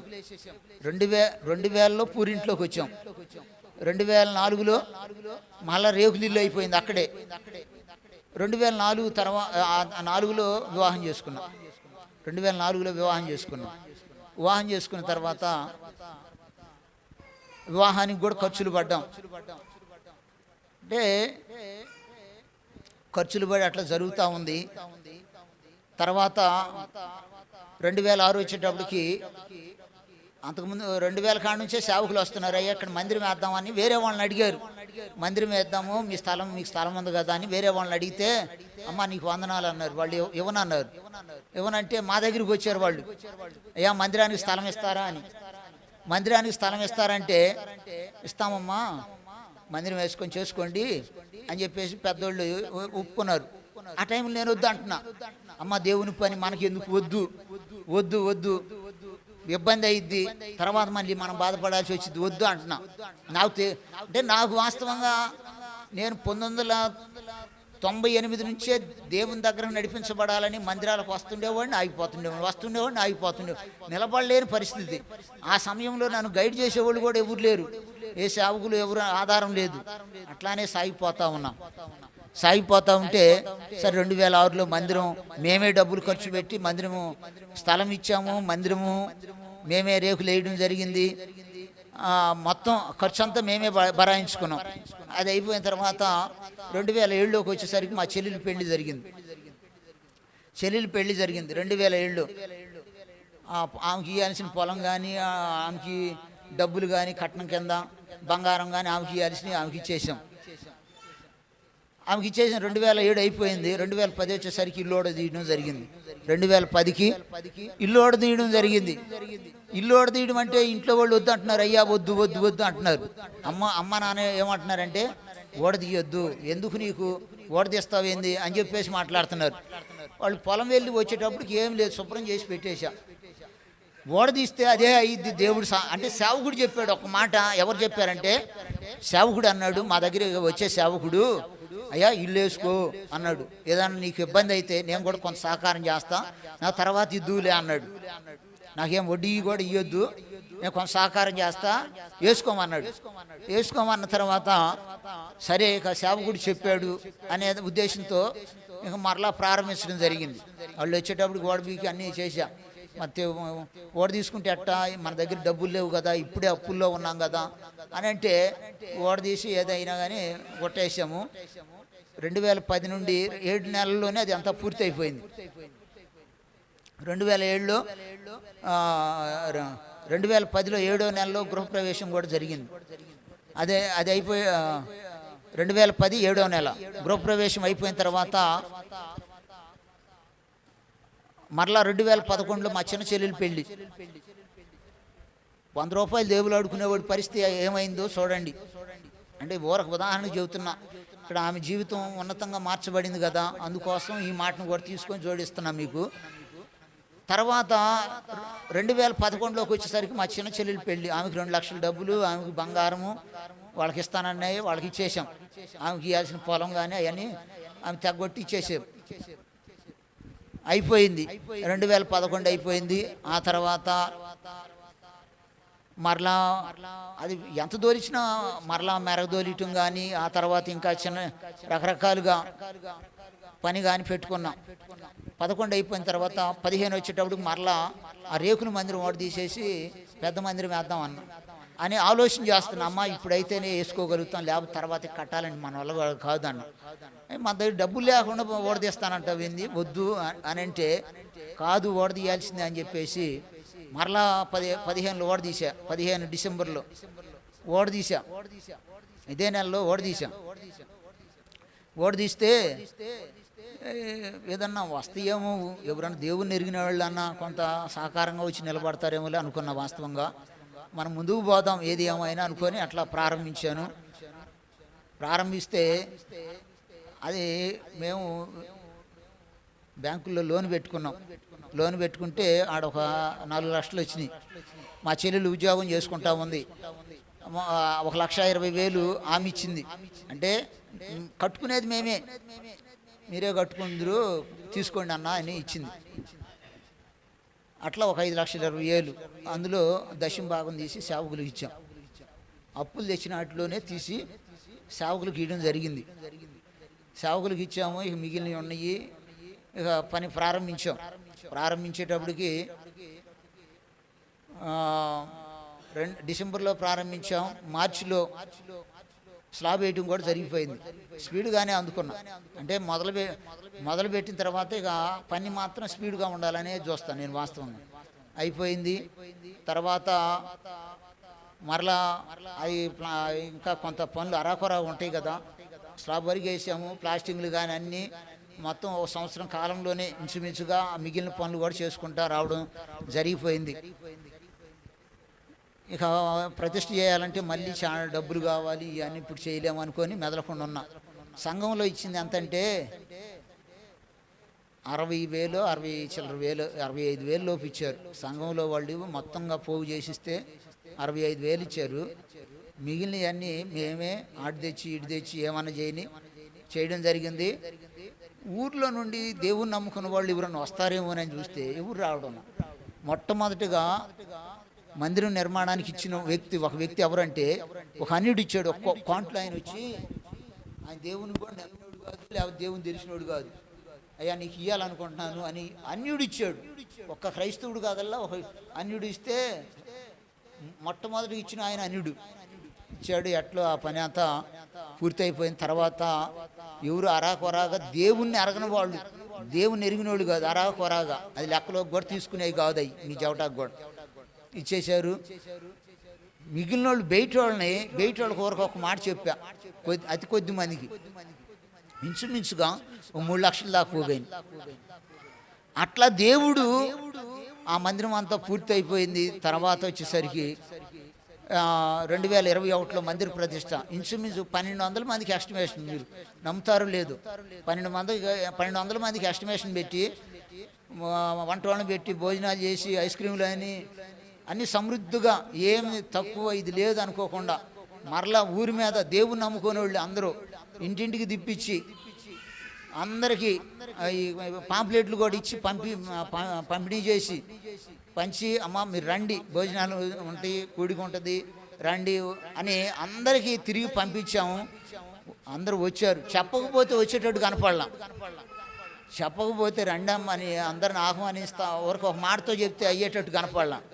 నేను వెళ్ళకపోయినా కానీ కాకుండా ప్రత్యేకంగా కూడా 1-2 సార్లు పిల్లల్ని కుర్రాళ్ళని తిప్పాను, వచ్చారు, మంచిగానే దేవుడు జరిగించాడు. ఆ సమయంలో ఆ అన్నకి నాకు అంత పరిచయం అంటే కొద్దిపాటి పరిచయం ఉంది, కానీ నాకు ఏదో కొరత అయ్యింది. అప్పుడు ప్రతిష్టలో కొరత అయితే అన్నకు ఫోన్ చేసా, ఎప్పుడు రాత్రి 1 గంట ఆ టైంలో ఫోన్ చేస్తే లేచి ఫోన్ మాట్లాడి నేను లైన్ చేద్దాంలే అన్నాడు. అంటే లేని వస్తువులయో సమకూరుతాం అన్నాడు. మరలా అన్నయ్య ఫోన్ చేసినట్టున్నాడు. అప్పటికి వచ్చేసినలే. నేను అనుకున్నాయి వేరే వాళ్ళు తెస్తానన్న వాళ్ళు తెస్తారో లేదో అని నాకు భయంతో చేస్తే వాళ్ళే తీసుకొచ్చి ఇచ్చారు, అయిపోయింది. అట్లా 2021లో ప్రతిష్ట. అప్పుడు వాక్యాలు రాయడం కానీ ఇక కొన్ని రకాలుగా సమకూర్చడం కానీ దాదాపుగా 1,80,000 రూపాయలు ఖర్చు పెట్టా. దేవుని నమ్ముకున్న తర్వాత జరుగుతున్న పనులు అయిపోయింది. తర్వాత 2021 అయిపోయిన తర్వాత ఇప్పుడు 23లో మరలా ఒక 6 లక్షలు ఖర్చు పెట్టేసి ఇంటి పని పూర్తి చేసుకున్నాం. ఎంత ఏంటి సుమారుగా లెక్క వేసుకుంటా పోతే మాకు అంతకుముందు ఇల్లు కానీ ఇప్పుడు మందిరం కానీ మరలా ఇప్పుడు 6 లక్షలు ఖర్చు పెట్టింది కానీ ప్రారీలు కానీ వాటి కానీ ఇటు కానీ ఈ మధ్యన సభలని కానీ అన్ని రకాలుగా చూసుకుంటే జనం అందరూ పెద్దోళ్ళు ఇచ్చారు, వీళ్ళు ఇష్టం అయిపోయిందని ఇక అట్లా మాట్లాడుతూ మొదలుపెట్టారు. నిజంగా యేసు ప్రభు నమ్ముకోనప్పుడు 100 రూపాయలకి దేవులు అడుకునే పరిస్థితులు. యేసు ప్రభు నమ్ముకోనప్పుడు ఇంచుమించుగా 1,15,000 నాకు అప్పుడు అంకి గుర్తున్నా చెబుతున్నా 1,15,000 రూపాయలు అప్పు ఉంది. అన్నీ మొత్తం అన్నీ పోతానే పని దేవుడు ఇప్పుడు ఘనంగా జరిగించుకుంటా పోతున్నాడు. ఆశ్చర్యకరమైన రీతిలో ప్రతి పనిని కూడా జరిగిస్తూ ఉన్నాడు. ఎక్కడి నుండి వచ్చింది అని అంటే యేసు ప్రభు నమ్ముకున్న తర్వాతే. అంతకుముందు మేము ఇంకా ఎక్కువ కష్టపడేవాళ్ళం, ఎంత ఇంట్లో అందరం చేసేవాళ్ళమే, కష్టపడేవాళ్ళం, కానీ రూపాయి కనపడేది కాదు. మళ్ళీ దేవుడు సాకులను అడిగితే సెలవు అనుకుంటుండేవాళ్ళు మా పెద్దోళ్ళు. చిన్నప్పుడు వాళ్ళు ఆడుండారు దేవుళ్ళు అడుగుకొని వాళ్ళని అడుగుతూ ఉండేవాళ్ళు, ఎప్పులన్నా పోతాయి అని. వాళ్ళని అడిగినా ఎంతకాలమైనా కడతానే ఉన్నాం కానీ ఏసయ్య వచ్చాడు. ఏసయ్యని నమ్ముకున్న తర్వాత అవన్నీ ఎటుపోయినాయో, ఎంత సమృద్ధి వస్తుందో, ఎంత ఖర్చు పెట్టుకో, ఎంతైనా చేసుకో, వెళ్ళిపోతానే ఉంది. ఆటంకం కానీ అనుపు కానీ మొదలు పెట్టానంటే ఇల్లు అయినా సరే డబ్బులు లేవు. మొదలు పెడితే 7 నెలల్లో పూర్తి చేసి అయిపోయింది. మందిరం అయినా అంతే, 3 నెలలకు స్లాబ్ వేసా, సంవత్సరంలో ప్లాస్టింగ్ మొత్తం అయిపోయినాయి. 2021 కావాలి ప్రతిష్ఠ చేశా. ఇప్పుడు మొదలుకున్నా ఎప్పుడైనా పని అసలు లేట్ అవ్వడం అనేది నాకు ఇష్టం ఉండదు. ఎంత స్పీడ్గా వెళ్తున్నా దేవుడు అంత స్పీడ్గా వస్తున్నా పద అంటున్నాడు. ఆయన నేనుండా పద అన్నట్టు నాకు నా ధైర్యం ఏం లేదు, నా దగ్గర డబ్బులు లేవమ్మ, వాస్తవం. ఒట్టి చేతులే, ఇల్లు కట్టేటప్పుడు ఒట్టి చేతులే, మందిరం కట్టేటప్పుడు కూడా ఒట్టి చేతులే. కానీ ఏ ఒట్టి చేతులతో చేసుకున్నా దేవుడు సమృద్ధిగా, ఏం తక్కువ కాకుండా, జనాల దగ్గర ఎగతాళి అనేది కనపడకుండా సమృద్ధితో నింపుతా వచ్చాడు. అంటే నేను ఇక్కడ గమనించాల్సింది ఏంటంటే, దేవుడు చేసే కార్యాలు ఆశ్చర్యకరమైనటువంటి ఆశ్చర్యం. అంటే అది నాకు కూడా అర్థం కాదు. ఒక విధానంలో చూస్తే అవి ఎట్లా వచ్చినాయి అనేది నేను మీకు వివరంగా చెప్పలేను. వివరంగా చెప్పలేము. దేవుని కార్యాలు ఆశ్చర్యకరంగా ఉంటాయి. అవి ఎట్లా వచ్చినాయి, ఏంది, ఎట్లా జరిగిపోయిందా, ఇది ఏం జరిగిందా, ఎట్లా అయిపోయినాయా అనేది ఇప్పుడు కూడా అంతుబట్టినటువంటి పరిస్థితులు. దేవుడు అంత సమృద్ధిగా దేవుడు ఆశీర్వదించినటువంటి విధానాన్ని నా జీవితం నేను చూసి ఉన్నా. ఏం జరిగింది అని అంటే, ఈ ఆశీర్వాదానికి కూడా కారణం ఏంటంటే, 2000 సంవత్సరం నుంచి సేవకులు మధ్య వచ్చేవాళ్ళు. ఆ సేవకులు ఎట్లా అంటే సేవకుడికి ఇది ఒక మాట చెప్పాడంటే చేయడమే. సేవకులు ఒక మాట నోట్లో నుంచి వచ్చిందంటే కూటం పెట్టాలనేవాళ్ళు. అబ్బాయి పలానా తారీఖు కూటం పెట్టాలనేవాళ్ళు. అంతే పెట్టేవాళ్ళం. ఇక వాళ్ళు అక్కడి నుంచే సేవకులు ఆటో వేసుకొని వచ్చేవాళ్ళు, అక్కడి నుంచే సౌండ్ సిస్టమ్ వచ్చేది, అక్కడి నుంచే ఆర్కెస్ట్రా వాళ్ళు వచ్చేవాళ్ళు. అందరికీ మేము ఒక్కళ్ళమే. అప్పుడు మందిరం కూడా లేని సమయం దగ్గర నుంచి మొదలైంది. వాళ్ళు వచ్చారు, పెట్టండి అంటున్నారు. ఇప్పుడు పెట్టామనుకు ఈ నెలలో మరలా పెట్టండి. ఎట్లా పెడతాం కాదు, స్టేజీలు వేసి పెట్టాలి. ఇదేంది మనకు తెలియగా మేము మామూలుగా స్టేజీలు ఇవన్నీ తెలిసేది కాదు, మామూలుగా పెడుతుండేవాళ్ళం. అట్లా కాదు, స్టేజీలు కూడా వేయాలి, ఫ్లెక్సీలు ఉండాలి, పాంప్లెట్లు ఉండాలి. వాళ్ళు ఏ చెబితే చేసుకుంటా పోయాం. దేవుని సేవకులు చెప్పారు, ఇల్లు కట్టుకో అన్నాడు, ముందుకు పోయాం. మీటింగ్లు పెట్టండి అన్నారు, పోయాము. సేవకులు స్థలం ఇవ్వండి అన్నాం, సరి చేసుకోండి అన్నాం. మందిరం అయినా దేనికైనా ఏం చేసుకుంటా పోయినా ఇప్పటికి ఏమన్నా తక్కువైందంటే ఏం తక్కువ కాల.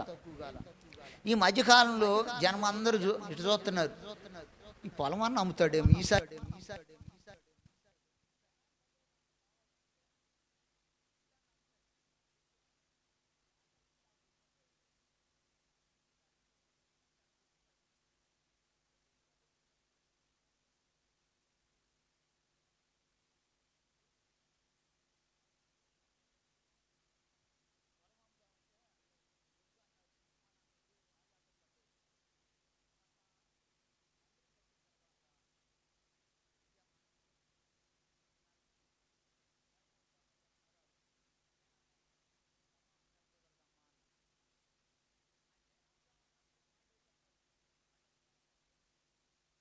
దేవుడు సమృద్ధితో నింపినటువంటి విధానాన్ని ఎట్లా ఉంటుంది ఆ సమృద్ధి అంటే, దేవుని నమ్ముకున్నటువంటి వారు మన చేతులు చాపనట్లుగా ఉంటే, ఒక బావిలో నీరు కానీ తోడుకుంటా ఉంటే పరిస్థితి ఎట్లా ఉండిద్ది. ఇక అంతే, ఇక నువ్వు ఏదైనా చేసుకుంటా పో అంటే విశ్వాసంతో దేవుణ్ణి మనకి దేవుడు ఉన్నాడు అనే ఒక ధైర్యం నీకు ఉండాలే. కానీ నువ్వేం చేసుకుంటా పోతావు పో అంటే విరుద్ధమైనవి కాదు. దేవుణ్ణి బట్టి ఇగో ఈ పని చేసుకుంటా పోతున్నాను, ప్రభువా సహాయపడు అనుకుంటా నువ్వు సాగిపోతా ఉండు. దేవుడు ఆశ్చర్యకరమైన రీతిలో దేవుడు గొప్ప కార్యాలు జరిగిస్తాడు. ఎట్లా ఇవన్నీ తీరిపోయినాయి, ఎట్లా జనానికి ఏం అర్థం కాకుండా ఎట్లా పోయింది అని అంటే, ఆశ్చర్యకరమైన కార్యాలు మన దేవుడు చేసే కార్యాలు అలాంటివి. ఆశ్చర్యం అంతే. అవి కంటికి కనపడవు, చెవికి వినపడవు, మనిషి హృదయానికి గోచరం. మీ జీవితాల్లో కూడా దేవుడు ఎన్ని చేశాడు, ఎన్ని చేసి ఉంటాడు చెప్పండి. ఎన్నో చేశాడు, అర్థం కాదుగా. నాకు ఏం చేయలేము, యాష్టపాడమే. తెల్లాని కాని చిట్టానే తిట్టాని యాష్టపాడు. దేవుడు నాకేం చేశాడు, ఎందుకో ఉపవాస గుడికిలా, ఎందుకో మీటింగ్లా, ఎందుకో అతిథి ఎందుకనే ఏం చేశాడు దేవుడు అని యాష్టపోతా ఉంటాం. నీకు మనకు అర్థం కాదు. వాస్తవానికి నాకు పసికిర్లు అయిపోయి నేను చచ్చిపోవాల్సిన వాడిని, ఎప్పుడో పెళ్లి కాకముందే చనిపోవాల్సిన వాడిని. పచ్చగా అయిపోయి ప్రకాష్ రావు దగ్గరికి 2-3 సార్లు తిరిగాం. తిరిగితే ఆయన ఏదో మందులు వేస్తున్నాడు, పని చేయట్లా, పెరిగి వెళ్తా ఉంది. కానీ అది లివర్ పసికిర్లు, అది ప్రమాద స్థాయి.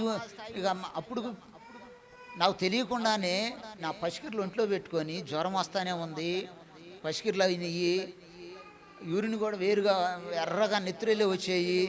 కోతలకు వెళ్ళేవాడిని, కోతకు వస్తూ ఉండేవాడిని. కోతకు వస్తూ ఉంటే అందరూ మాకంటే ముందు వెళ్ళిపోయేవాళ్ళు.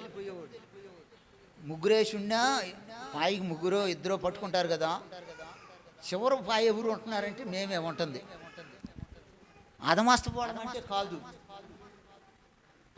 పనికి బయలుదేరితే అధ్వానంగా ఏమి ఉండదు. అమ్మోళ్ళైనా వాళ్ళు కొయ్యగలిగిన వాళ్ళే, వాళ్ళు ఎకరం బాతికలు, వాళ్ళు కూడా ముగ్గురేసి ఇద్దరేసి ఎకరం బాతికలు పోసి ఉండరు. వాళ్ళకి లెక్క కూడా కాదు. కానీ ఇట్లాంటి ప్రమాదకరమైన పరిస్థితుల్లో ఉన్నా కానీ నేను పోస్తా ఉన్నా. ఇక ఒకసారి అయితే నా చేతి మీద గొడవలో ఎట్టెత్తుకున్నాం. వీళ్ళందరూ నా ముందు నాకు సిగ్గుగా ఉంది, ఎగతాళిగా అనిపిస్తుంది. ఇదేందో అసలు ఇంత అధ్వానంగా నాకెందుకు వచ్చింది దాన్ని అర్థం కాల. అట్లా ఉంటే మాంసం కూర తిన్నా, బెల్లపన్నం మసనం వండితే శుభ్రం తిన్నా, మళ్ళీ కోతకు వెళ్తానే ఉండ. తర్వాత పసిగట్టారు, ఈ జ్వరం వచ్చేసి వల్లగాట్లేక మడిసిని లేవలేని పరిస్థితి, కాళ్ళు పని చేయట్లేక, కాళ్ళు కూడా కదలటంలా, చెయ్యి పని చేయట్లా, చేతులు కదలటంలా అయిపోయింది. డాక్టర్ దగ్గర కానీ ప్రకాష్ రావు దగ్గర తీసుకొచ్చి వల్లగాట్లా. ఒక రిక్షా ఆయన చెప్పాడు, ఈ చీరాల్లోని ఒక రిక్షా ఆయన అన్నాడు, అమ్మ ఇక్కడ కాదు విజయవాడ పోండి, పలానా ప్రాంతము, పలానా ఆయన పేరు పలానా డాక్టర్ అని చెప్పేసి చెబితే అక్కడికి వెళ్ళిపోయాం. అక్కడికి వెళ్ళే ముందు అంత బాధ అనిపిస్తుంది. చూసేవాళ్ళు అందరూ ఏం పిల్లోడిని ఇక్కడ పెట్టుకున్నారని బాధపడుతున్నారు. అందరూ ఆ మాట అంటున్నారు. నా మీద నాకు కూడా అనిపిస్తుంది. ఇక ఒళ్ళంతా పచ్చగా అయిపోయి అట్లా ఉంది. మరలా ఒకరోజు ఇట్లానే మందిరానికి వెళ్ళి సేవకుల చేత ప్రార్థన చేయించుకొని ఆ మరుసటి రోజున విజయవాడ వెళ్ళి అప్పుడు పోయి తెచ్చుకున్నాం మందులు. తెచ్చుకుంటే ఆయన ఏదో మందు ఇచ్చాడు, ఆ కొబ్బరి బాండాలు వేసుకొని తాగండి అన్నాడు. ఆ ఫోన్ నెంబర్ కూడా తీసుకున్నాడు. ఆ ఫోన్ నెంబర్ ఇవ్వండి అమ్మా మీది కూడా అని ఫోన్ నెంబర్ తీసుకున్నాడు. ఆ కొబ్బరి బాండాలో నీళ్ళు ఈ మందు వేసుకొని తాగండి అని ఒక పొడి ఇచ్చాడు. తాగా, అప్పుడే తగ్గిపోయింది. అంటే అంత బాధ కూడా ఇక అప్పుడే తగ్గిపోయిందని నేను నిర్ణయం చేసుకున్న తర్వాత మా వాళ్ళు, అయ్యా ఇక్కడ కాదు ఈ మందులు పనిచేసినట్లు, అయ్యా వద్దు గంగారం పోదాం అడు పోదాం, వెళ్ళిందా కూరుకునేవాళ్ళు కాదు, రా అని పట్టుకొని వెళ్ళేవాళ్ళు. వెళ్ళినా కానీ తెచ్చా ఆ మందులు వేసుకోవట్లే, ఇవే వాడుకునేవాడు. నేను ఒకటి నమ్మాను అని అంటే, ఒకటి సామాన్యంగా నమ్మను, నమ్మానంటే ఇక అదే పట్టుకొని ఊగులాడతా. కానీ ఇక రెండోది అని ఆలోచన నేను పెట్టుకోను. ముందే దేవుడు సంపూర్ణంగా స్వస్థపరిచాడు. అంతే. ఎందుకు ఈ మాటలు చెప్పుకొచ్చానంటే, దేవుణ్ణి నమ్ముకొని ఉండకపోతే అయిపోయేవాడినేమో. దేవుణ్ణి నమ్ముకున్న తర్వాత ఈ కాలుకు కూడా దెబ్బలు తగిలినాయి. ఇప్పుడు నిలబడ్డా కదా, ఆ మణికట్టులో నొప్పి వస్తుంది కొద్దిగా. ఇందాక కూర్చున్నా కదా, ఇంతసేపు కూర్చోట్లా, ఒక 6-7 నెలల నుంచి మానేసా. మాకు పని చేయట్లే, కాలు మెట్లు వస్తున్నాయి అంటే భయం. మొన్న ఈ నెలలో డిసెంబర్కు ముందు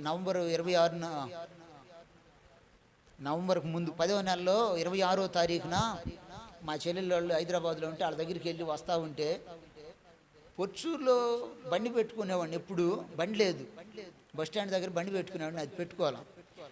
నడవాల్సి వస్తే మీకు ఏమని చెబుదును, దేవుడు కనపడ్డాడమ్మా, దేవుడు కనపడ్డాడు.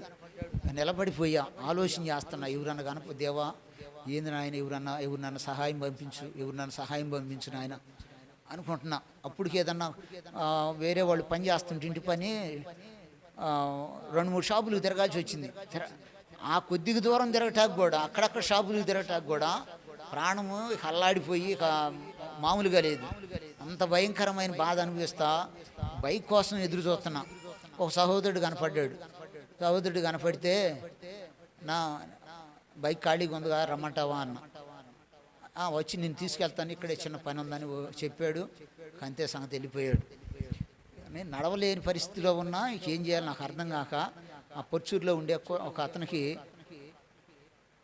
ఫోన్ చేశా. నేను ఇక అన్న మీరు ఎక్కడ ఉన్నారని. ఆయనకి డబ్బులు ఇవ్వాలి. ఎందుకు చేశానంటే డబ్బులు ఇవ్వాలి. నేను ఇక్కడ ఉన్నానన్నా, మీరు వస్తే డబ్బులు ఇద్దాము, డబ్బులు ఇస్తానన్నా అన్న. వచ్చాడు. డబ్బులు ఇచ్చిన తర్వాత ఆయన అన్నాడు, ఏంది బైక్ లేదా ఏంది అన్నాడు. లేదన్నా, బ్రిడ్జి దాకా వదిలిపెట్టని. నేను ఆయన వెళ్ళేదే రూటు అదే, బ్రిడ్జి దాకా వదిలేసి ఆయన అటు నాగులపాలెంలోకి వెళ్ళిపోయాడు. ఇంచుమించుగా అప్పటి నుంచి కొంతవరకు కొంతసేపు స్టూల్ మీద కూర్చున్నా, చాలా వాటికి కిందే కూర్చొని జరిగి వచ్చా ఇప్పటి వరకు. ఏంటంటే మోకాళ్ళ నొప్పులు తగ్గవేమో ఇక నా పరిస్థితి అయిపోయింది. కదులుతానుంటే అది ఒక ఇదిగా ఉండేది, కదలకపోయేటప్పుడు ఒకేసారి కాలు ఉండేసరికి ఇక కాలు కొద్దిగా నొప్పి వచ్చింది అనుకొని భయపడిపోతున్న పరిస్థితుల్లో నడవడానికి కృప చూపించాడు. నా బండి ఇంటి దగ్గర ఉంటే ఎవరికి చెప్పుకోలేనమ్మా, ఒక్కళ్ళకి కూడా చెప్పను. ఇది ఒక మనిషికి ఒక పని చెప్పానంటే అది నా ప్రాణం పోతే చెప్తున్నాను, ప్రాణం పోయి చెప్పానన్న ఒక అర్థమే. కానీ నా ప్రాణం ఉంటే మాత్రం చెప్పను, ప్రాణం పోయిన కింద తీసుకొని చెప్తా. 11:24 దగ్గర నుండి మీరు ఒక్క మాట చదవండి. మోషే పెద్దవాడైనప్పుడు విశ్వాసమును బట్టి ఐగుప్తు ధనము కంటే క్రీస్తు విషయమైన నింద గొప్ప భాగ్యం అని ఎంచుకొని అల్పకాల పాపభోగములు అనుభవించడం కంటే దేవుని ప్రజలతో శ్రమ అనుభవించడం మేలని యోచించి ఫరో కుమార్తె యొక్క కుమారునిగా అనిపించుకొనుటకు ఒప్పుకొనలేదు. ఎందుకంటే అతడు ప్రతిఫలముగా కలగబో బహుమానం యందు దృష్టి. దేనికంట? ఐగుప్తు ధనం వద్దంట ఆయనకి. మనమేమో డబ్బు కావాలి పొద్దులే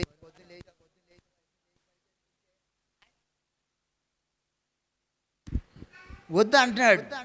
వద్దు అని అంటే ఎందుకు వద్దు అంటున్నాడు అని అంటే అది అల్పకాల పాపభోగాలు అనుభవించేదానికి. ఆ అల్పకాల పాపభోగాలు నాకు వద్దు, అంతఃపురాలు నాకు వద్దు, ఆ ధనం నాకు వద్దు, వాళ్ళ లేకపోతే ఆ సుఖం భోగాలు అనుభవించడానికి పనివాళ్ళు ఉంటారు కదా, ఆ పనివాళ్ళు నాకు అవసరం లేదు, లేకపోతే ఈ రాజరికం నాకు అవసరం లేదు, నాకు ఏమొద్దు. దేవుని ప్రజలతో శ్రమ అనుభవించడం మేలు అనుకున్నాడు. అంటే ప్రతిఫలంగా కలగబోయే బహుమానాన్ని దృష్టి పెట్టుకున్నాడు. ప్రతిఫలంగా ఏం రాబోతుంది, ఎందుకు ఇవన్నీ వద్దు అనుకున్నాడు. ఈ లోకంలో లోక సంబంధం ఐగుప్తు అంటే ఒక రకంగా చెప్పాలి పాపమే కదా, అది వద్దు అనుకున్నాడు. పాపం వద్దు, ఆ డబ్బు వద్దు, ఏమొద్దు అనుకున్నాడు. అంటే ఇవన్నీ లోక సంబంధమైనటువంటి వద్దు అనుకున్నాడు. దేవుని బిడ్డలతో ఉండటం మేలు అనుకున్నాడు.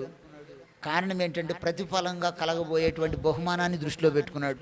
ఖచ్చితంగా నేను ఈ స్థితిగా నిలవబడితే దేవుని దగ్గర ప్రతిఫలం ఉంటుంది అని ఆలోచన చేసుకొని దేవుని కోసం నిలవబడ్డాడు. తర్వాత ఏమయ్యాడు అని అంటే ఇశ్రాయేలు ప్రజలకు నాయకుడయ్యాడు. దేవుడు మెచ్చాడు. వాస్తవంగా దేవుడు ఎందుకు మోషేనే ఎందుకు ఎన్నుకున్నాడంటే ఈ డబ్బు వద్దు, రాజరికం వద్దు, అల్పకాల పాపభోగాలు వద్దు అనుకుంటే అట్లాంటి వాడిని దేవుడు ఎందుకు కాదనుకుంటాడు. రాయ్యా వచ్చి నా పని చేయి, నా ప్రజలు బాధపడుతున్నారు, వాళ్ళని నడిపించు, నేను నీకు తోడై ఉంటా అని బలపరిచి మోషేని ఏర్పాటు చేసి ఇశ్రాయేలు ప్రజలు నడిపించిన విధానాన్ని మనం చూస్తున్నాం. మోషే ద్వారా దేవుడు గొప్ప కార్యాలు జరిగించిన విధానాన్ని మనం చూస్తున్నాం. ప్రతిఫలంగా కలగబోయేటువంటి ఇది కారణం ఏంటంటే బహుమానం. మనము కూడా 21 రోజుల ఈ ఉపవాస కూడికలే ఎందుకు అని అంటే ప్రతిఫలంగా పొందబోయేటువంటి బహుమానం దృష్టిలో పెట్టుకొని ప్రతిఫలంగా ఒక్కొక్కళ్ళు ఒక్కొక్క ఆలోచన ఉంటుంది. పిల్లల వివాహం గురించనో, పిల్లల చదువు గురించనో, ఉద్యోగమనో, వ్యాపారమనో, ఇంతకు మించిన పరలోకమనో రకరకాలుగా దృష్టి పెట్టుకున్నారు కనుక ఆ ప్రతిఫలాన్ని దేవుడు అనుగ్రహించబోతా ఉన్నాడు. ఆ ప్రతిఫలాన్ని మనం కూడా పొందుకోవాలి. మనం కూడా ఆ ప్రతిఫలంగా కలగబోయేటువంటి బహుమానాన్ని మనం కూడా దృష్టిలో పెట్టుకొని ఆ విధానంలో మనం కూడా నడుచుకుందాం. అలాంటి కృప దేవుడు మనందరికీ అనుగ్రహించునుగాక. ఆమేన్. ప్రార్థన చేసుకుందాం.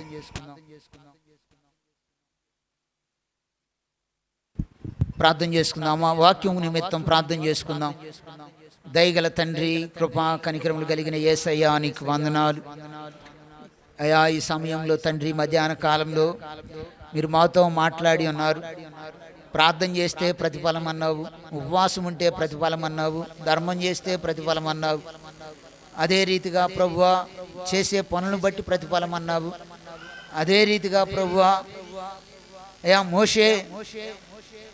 మోషే కూడా ఐగుప్తుదనాన్ని వద్దనుకుంటే ప్రతిఫలం అనుకున్నాడు. కాబట్టి నాయన మేమందరము కూడా 21 రోజుల ఉపవాస కూడికలు ఆ ప్రతిఫలాన్ని కూడా బిడ్డలు పొందినట్లుగా మీరే కృప చూపించమని ప్రార్థిస్తూ ఉన్నాము తండ్రి. నీకు వందనాలు. ఈ మధ్యాహ్న కాలంలో దేవా అయా ఈ ఉపవాస కూడికల ద్వారా అయా బిడ్డలు 21 రోజులుగా పడుతున్న కష్టాన్ని బట్టి నాయన తగిన ప్రతిఫలం బిడ్డలకు అనుగ్రహించబడినట్లుగా మీరు సహాయం చేయండి. ఏ ఉద్దేశముతో నాయన 21 రోజులుగా హృదయంలో ఒక ఆలోచన ఉంటుంది నాయన అయ్యా. కుటుంబం నిమిత్తం ఏదో ఒక ఆలోచన ఉంటుంది. ఉన్న తల్లులు అయ్యా, ఇక్కడ ఉన్న సహోదరులు నాయన ఏ ఆలోచన కలిగి ఉన్నారు ఆ ప్రతిఫలాన్ని పొందినట్లుగా మీరు సహాయం చేయండి తండ్రి.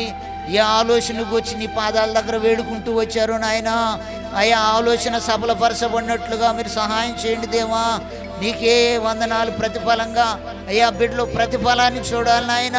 21 రోజులు నీ సన్నిధిలో అయ్యా ఏ పని చేసినా ప్రతిఫలం ఉంది నాయన. నీ సన్నిధిలో కూడా ఆ ప్రతిఫలాన్ని చూడగలిగేటువంటి ఆ కృపను బిడ్డలకు మీరు దయచేయండి అయ్యా. నీకే వందనాలు. బిడ్డల చదువుల్లోనా, ఉద్యోగాల్లోనా, వ్యాపార పరంగానా, వివాహాల పరంగానా, గృహం లేని వాళ్ళు గృహం విషయంలోనా, అదే రీతిగా సమాధానం లేని వారికి సమాధానం అనుగ్రహించబడే విషయంలోనా, అనారోగ్యంలో ఉన్నవారు ఆరోగ్యవంతులయ్యే విషయంలోనా అయ్యా, ఏ విషయాలలో నాయన అప్పుల బాధల్లో ఉన్నవారు విడుదల పొందే విషయంలోనా, కుటుంబాలలో యజమానులు అయ్యా దారి తొలగిపోయిన పరిస్థితుల్లో వాళ్ళు దారిలోకి మళ్ళే విధానంలోనా, బిడ్డలు దేవుని సన్నిధిలో ఉండే విషయంలోనా అయ్యా, కుటుంబం అంతా రక్షించబడే విషయంలోన ఏ విషయంలో 21 రోజులుగా ఎవరి ఆలోచనలు ఏమై ఉన్నాయో సమస్తము నీ సన్నిధికి చేర్చుకున్న గొప్ప దేవుడు గనుక అయ్యా ఇప్పుడే ఈ ప్రార్థన నీ సన్నిధికి చేర్చుకున్న ఆయన అక్కడి నుండి రావలసిన సహాయాన్ని విడుదల చేసి వారి వంతుల్లో వారికి తగిన ప్రతిఫలాన్ని మీరే అనుగ్రహించి సహాయం చేయమని. సేవకుల విషయంలో కూడా నాయన అయ్యా ఈ కుటుంబాన్ని మీరు దీవించండి, పరిచర్యను మీరు దీవించండి అయ్యా. అదే రీతిగా ప్రభు పరిచర్యలో ఉన్న బిడ్డలందరినీ మీరు దీవించండి. కుటుంబాల పరంగా ఆ ప్రతిఫలం అయ్యా ఎంతో కష్టం ఉంటుంది. ఆ ప్రతిఫలాన్ని బిడ్డలు చూసినట్లుగా మీరే కృప చూపించి సహాయించి వారికి ఇచ్చిన బిడ్డల విషయంలో కూడా ప్రతిఫలాన్ని చూడాలి ఆయన. వారి చదువుల్లో చేయమనుగ్రహించబడాలి, నీ రెక్కల నీళ్ళలో భద్రపరచబడాలి అయ్యా. నీ రెక్కల క్రింద వాళ్ళు సురక్షితంగా ఉండాలి తండ్రి. అటు భాగ్యం కృపను బిడ్డలకు మీరే అనుగ్రహించి సహాయం చేయమని సమస్త ఘనత మహిమ ప్రభావం మీకే ఆరోపిస్తూ నజరేయుడైన యేసయ్య నామమున అడిగి వేడుకొని ప్రార్థిస్తున్నాము తండ్రి.